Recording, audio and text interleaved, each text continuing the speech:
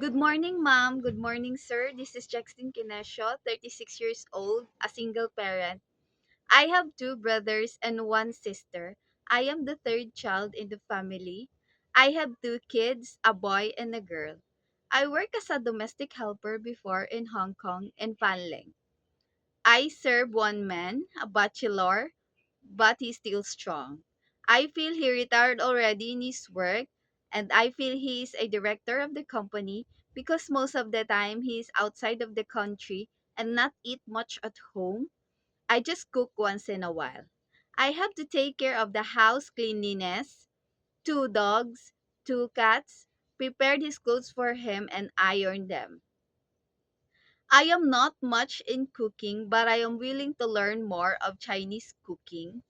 I can take care of newborn babies and growing children as I have kids on my own, so I have experience on that.